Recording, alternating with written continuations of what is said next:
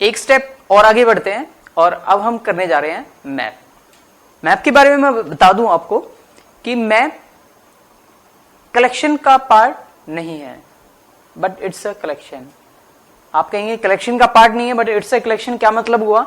तो मतलब ये हुआ कि अगर आप इसकी हायरार्की देखेंगे तो जो कलेक्शन इंटरफेस है उसकी सब क्लास में मैप नहीं आता है, बट ऑब्जेक्ट्स को कलेक्ट करने का काम ये करता है। क्योंकि कलेक्शन इंटरफेस की कैटेगरी में नहीं आता है इसलिए मैंने कहा ये कलेक्शन का पार्ट नहीं है, बट कलेक्शन है यानी ऑब्जेक्ट्स को कलेक्ट करता है, राइट? लेकिन इसको ऑब्जेक्ट्स का कलेक्ट करने का तरीका थोड़ा सा डिफरेंट है। कैसे तरीका डिफरेंट है? तरीका देखने से पहले मैं आपको हायरार्की बताना चाहूंगा। हायरार्की इसकी बिल्कुल सेट की तरह है। अगर आप सेट की हायरार्की देखें, कलेक्शन की सब इंटरफेस है सेट, और ऐसे ही यहां पर है मैप। बस ये कलेक्शन से एक्सटेंड नहीं होता है, कलेक्शन को इंप्लीमेंट नहीं करता है ये, राइट? तो वहां पे था सेट, यहां पे क्या है? मैप। वहां पे था हैश सेट, यहां पर है हैश मैप। वहां पे था सॉर्टेड सेट, यहां पे है सॉर्टेड मैप। वहां पे था नेविगेबल सेट, यहां पर नेविगेबल मैप। वहां पे ट्री सेट, यहां पे ट्री मैप। वहां पे लिंक्ड हैश मैप, वहां पे लिंक्ड हैश सेट, यहां पे लिंक्ड हैश मैप। एक क्लास एक्स्ट्रा है हैश टेबल, राइट? तो ये इसकी हायरार्की है। बाकी सेट और हैश मैप में, सॉरी, सेट और मैप में फर्क क्या है? सेट हमने पढ़ा था, set add only unique elements, सिर्फ उसमें यूनिक एलिमेंट्स ऐड हो सकते हैं, डुप्लीकेट वो अलाउड नहीं करता है। जबकि मैप क्या होता है? मैप एक तरीके से मैपिंग चीजों की रखता है अपने पास, राइट? मैपिंग कैसे?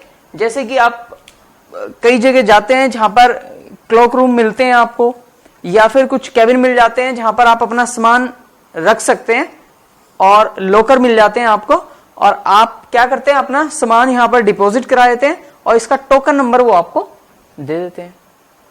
Yes or no? तो ये भी क्या है? ये एक तरीके की मैपिंग है कि आपके सामान को उसने एक टोकन नंबर से मैप करके रखा हुआ है। आपने कोई और बंदा आया, उसका सामान उन्होंने यहां पे रख दिया और इसका टोकन नंबर उन्हें हैंड ओवर कर दिया। तो ये एक तरीके का मैपिंग एग्जांपल है। अब उस वाले बंदे को सामान कैसे मिलेगा? वो आएगा, अपना टोकन देगा, और उस टोकन की कोरस्पॉन्डिंग वो बंदा देखेगा भाई इसका सामान कहां पर पड़ा होगा, वो सामान निकाल करके दे देगा। यस? तो मैप भी कुछ इस तरीके से ही काम करता है।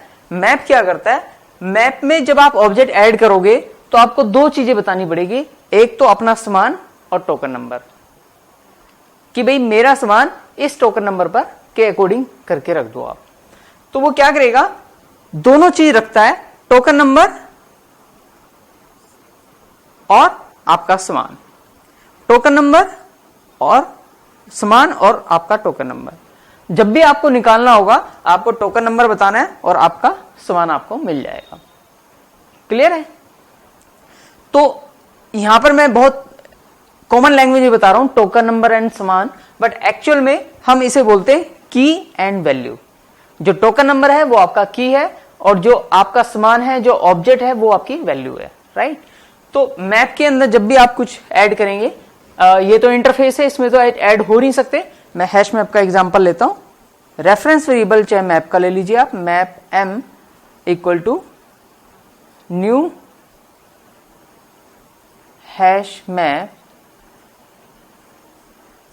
अब मान लीजिए इसमें वैल्यू आपको ऐड करनी है, तो इसका एक मेथड होता है m डॉट पुट। कौन सा मेथड होता है? ऐड मेथड नहीं है यहां पे, कौन सा है? पुट।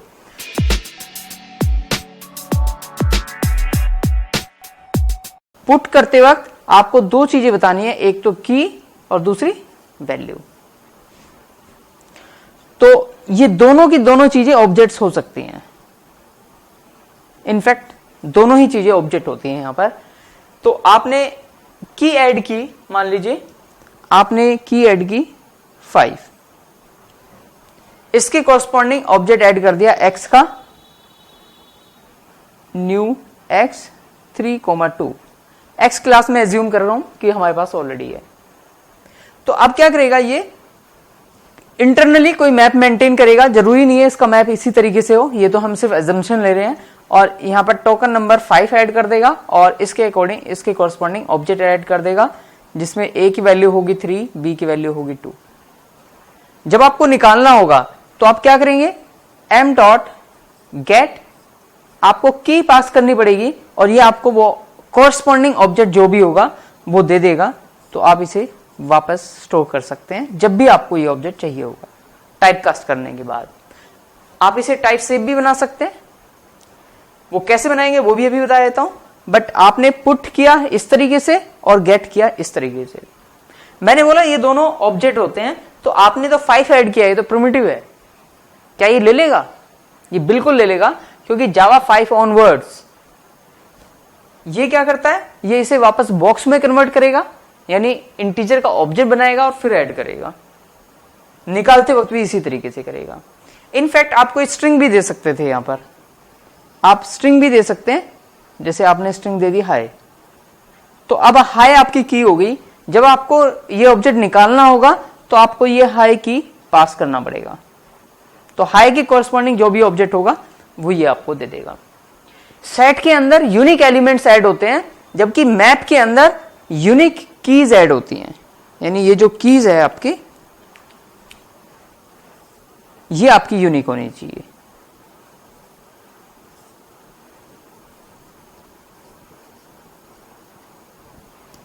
ठीक है, फिर से रिपीट करता हूं, सेट के अंदर वैल्यूज यूनिक होनी चाहिए, जबकि मैप के अंदर की यूनिक होनी चाहिए। की डुप्लीकेट अलाउड नहीं करेगा, राइट। तो ये मैंने थोड़ा सा मैप के बारे में बताया कि किस तरीके से वैल्यू पुट होती है, किस तरीके से गेट होती है। प्लस अगर आप इसे टाइप सेव बनाना चाहते हैं तो यहां पर एंगुलर ब्रैकेट आपको लगानी पड़ेगी, एरो बना के बता देता हूं। अब मैप क्योंकि दो चीज लेता है, की एंड वैल्यू, तो आपको दोनों चीज बतानी पड़ेगी कि भाई मैं की जो है स्ट्रिंग लूंगा और जो वैल्यूज होंगी वो एक्स टाइप की होंगी। ऐसे ही यहां पर भी क्लास के बाद आप लिखेंगे स्ट्रिंग